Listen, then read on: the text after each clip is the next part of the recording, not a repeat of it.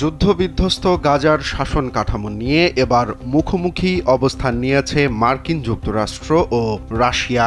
গাজায় স্থিতিশীলতা রক্ষায় আন্তর্জাতিক বাহিনী গঠন ও নিয়ন্ত্রণ নেয়ার বিষয়ে যুক্তরাষ্ট্রের প্রস্তাবে রাশিয়া, চীন সহ একাধিক আরব দেশ জোর আপত্তি জানিয়েছে। ফলে শাসন সংক্রান্ত যুক্তরাষ্ট্রের খসড়া প্রস্তাবটি কার্যত ঝুলে গেছে। টিআরটি ওয়ার্ল্ড যুক্তরাষ্ট্রের বিকল্প আরেকটি প্রস্তাব উত্থাপন করেছে রাশিয়া।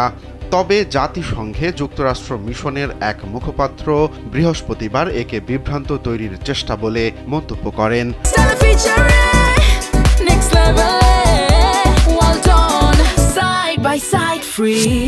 তিনি আরও বলেন, এর ফলে কার্যত যুদ্ধবিরতি ভেঙে যেতে পারে এবং ইসরায়েল আবারও গাজায় হামলা শুরু করতে পারে।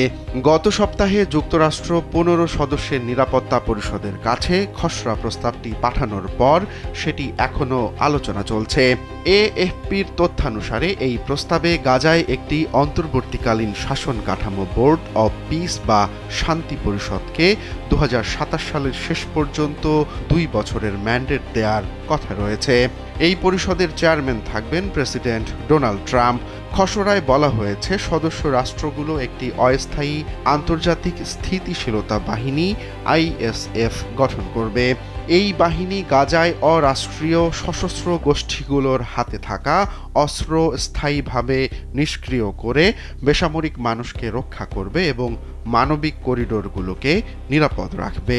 তবে রাশিয়ার নোটে বলা হয়েছে, আমাদের খসড়ার উদ্দেশ্য হল নিরাপত্তা পরিষদকে এমন একটি ভারসাম্যপূর্ণ, গ্রহণযোগ্য ও ঐক্যবদ্ধ অবস্থান নির্ধারণে সক্ষম করা যা স্থায়ীভাবে যুদ্ধবিরতি নিশ্চিত করবে।